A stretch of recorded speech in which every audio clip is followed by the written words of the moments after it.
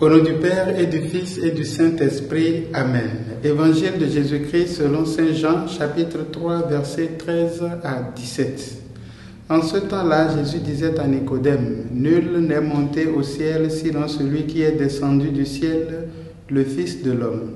De même que le serpent de bronze fut élevé par Moïse dans le désert, ainsi faut-il que le Fils de l'homme soit élevé, afin qu'en lui tout homme qui croit ait la vie éternelle.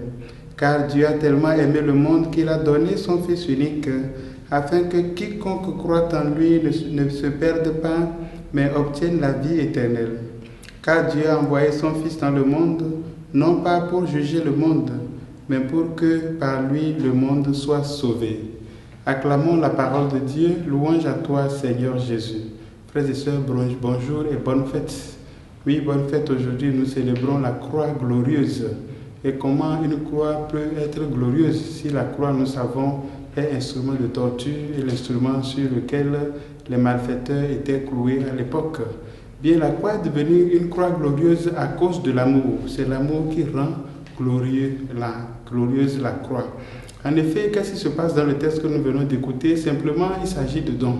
Dieu qui donne son Fils. Dieu se donne entièrement dans son Fils. Son Fils ensuite qui se donne pour nous sur la croix, le don de soi.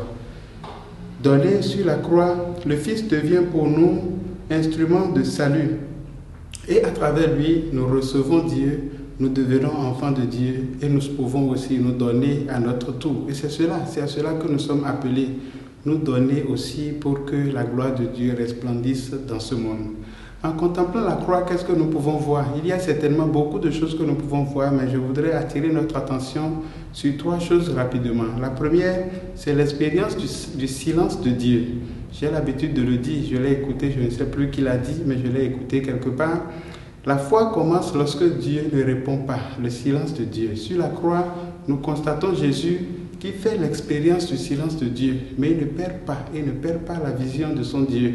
Il ne perd pas que le Père est toujours avec lui. C'est pour cela qu'il est capable de consoler, même depuis la croix, le silence de Dieu. Est-ce que tu te sens dans les bras de Dieu, même lorsque Dieu semble être en silence?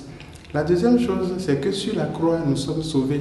Sur la croix, Jésus dit, « Père, pardonne-leur car ils ne savent pas ce qu'ils font. » Et nous savons que lorsque le pardon s'installe, le salut accompagne automatiquement le pardon qui, à son tour, en réalité, vient après ce qu'on peut appeler la repentance.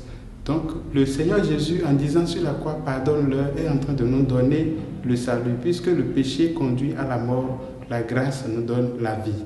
La troisième chose qu'il faut retenir, c'est que c'est sur la croix que Jésus a donné à ses frères que nous sommes sa maman comme mère. Père, Fils, voici ta mère, mère, voici ton fils. Voilà ce que je vous invite à contempler aujourd'hui en regardant la croix. Une chose, le silence de Dieu. La deuxième, le pardon obtenu pour le salut. Et la troisième chose, notre maman du ciel que Dieu nous donne. Que Dieu vous bénisse et qu'il nous donne la grâce de savoir contempler la croix aujourd'hui pour voir en elle vraiment l'instrument de notre glorification et pour devenir aussi don pour les autres afin que le règne de Dieu grandisse au milieu de nous, maintenant et pour les siècles des siècles. Amen.